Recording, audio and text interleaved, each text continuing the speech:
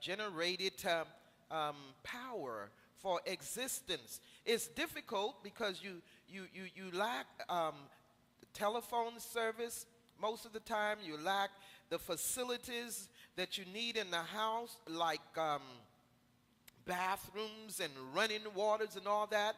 And so it is really your refrigeration. It's almost good. You see these things way back, and you think of, okay, so they, in order to preserve their food, they buried it in the snow. So Alaska, while I was watching it, and then I mentioned it to some of the folks in the house, and they said, why would anyone want to live like that? It is quite to me would be inconvenient because I live here and I see what goes on in America, but it's quite inconvenient to live like that. So when I started watching the show, it showed me this elderly couple, and they were not born in Alaska. They adapted to that society. They had to be about 60 or 70 years old. The man had lost his arm while living in Alaska. He had, I think they said, 5 back surgery, where he fell from the roof trying to fix that while living in Alaska. And life was not that conducive to living, you know what I mean? We say, okay, why should you live like that now? Now, they were people from the United States. They lived there like for 20 years. They were not born in that and didn't know any other tradition or any other way of living. They came there to live that type of lifestyle. So that was the first thing that I noticed, and I thought, oh, go back home where things are nice. Then there was another situation where there were young ladies involved, and they had one of the young lady, I think she was about 25, and her friend was there, and she this one was ready to have a baby, and her friend had a baby maybe about 10 months to a year old, and so they had to take their way of transportation was, I assume, by sled or this great big locomotive train that went from one area of the place to the other. So here it is. This is one incident. The elderly couple there, where they went to the restroom, they had to build a house on the outside to go to the restroom. This is in the 21st century. Okay? Now, the other younger people, that was an elderly one. Then there were this younger couple where this young girl was ready to have her baby, the second group of people. And so her friend, who had already had the baby, came to sit with her because her husband went to work. The men went to work. And they had to travel for miles to get in touch with each other. Her friend with the baby, her husband brought her there, got her there.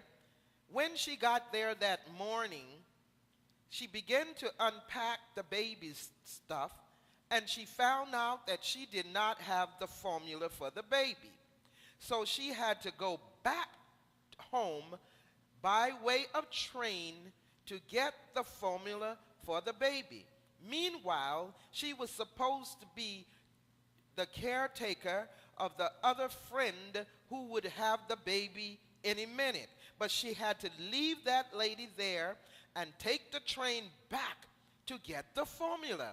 Well, to get to the train, she had to walk about 2 miles. So she walked 2 miles in the snow with her baby all bundled up. And I thought, maybe she should have left the baby. Then I thought, if this friend of hers got into labor, the baby would be in trouble. So the best thing was to carry the baby in the snow. So while she's walking in the snow, she said, I should have brought my snowshoes, it would have been easier. And then you could see the wolves, in the forest running along beside her, and she's saying, and she's thinking out loud, well, this was being taped so she could say. She said, they maul people and they eat people, and I can hear them and I can see them, and she has her baby and she's just walking through that snow to go back to get the formula so she could get back to take care of her friend before she began to have her baby. Well, she left that morning. I tell you just how far it was. She left that morning. I'm trying to show you, this is a picture that, you say, well, why are you watching this? This is not a happy news. But it was informative, because of this time and this season. So here it is. She got the formula, and then she had to wait, and she kept saying, I hope she doesn't go into labor. I hope she doesn't have this baby. I hope, and young people, 25, et cetera, et cetera. And then she had to go back to where the person that she was caretaking, and she left that morning right after, because as soon as she got in the house, she began to pull her things out of her bag, and she noticed she didn't have the baby's food. So she left that morning, and she did not get back until it was almost sunset. That was how far she had to go to commute with her friend. There were a lot of incidents in that Alaskan territory situation. One was when the train broke. A big tree fell on the train track, and they had to get this generator to this elderly couple, right? Because they did not have any electricity. And when the night came, they would have frozen in that house. Now, they had a son who lived 100 miles from them.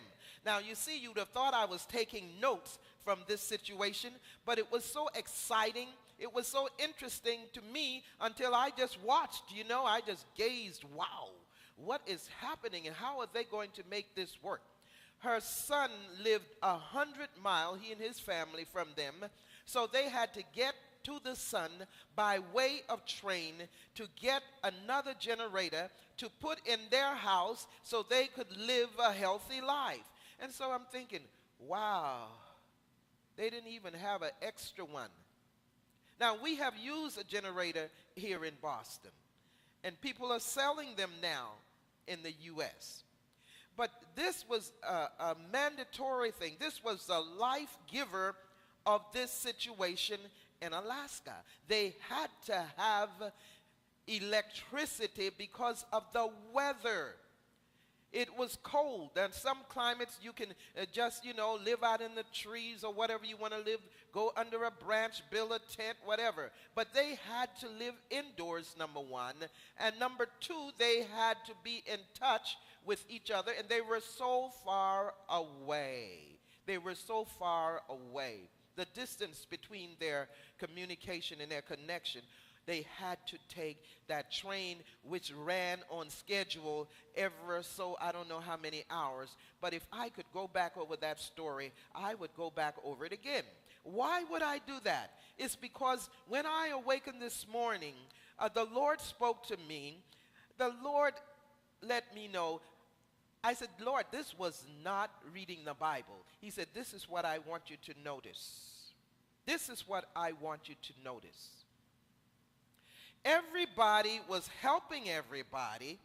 Everybody was communicating through very hard and difficult circumstances. Everybody was communicating through difficult circumstances. And the source of their communication was the generator.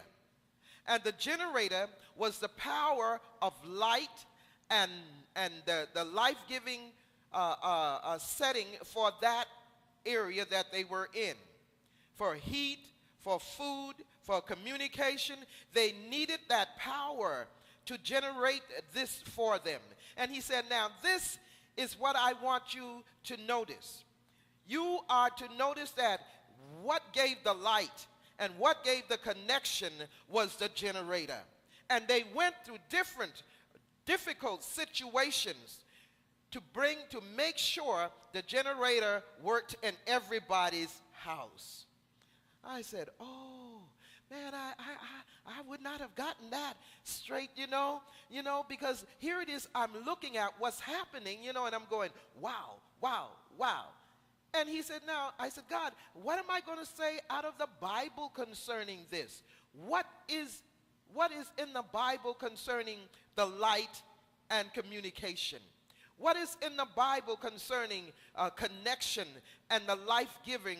It seemed like it was such a difficult situation to bring the light and the life and the communication to these people. I'm enjoying this.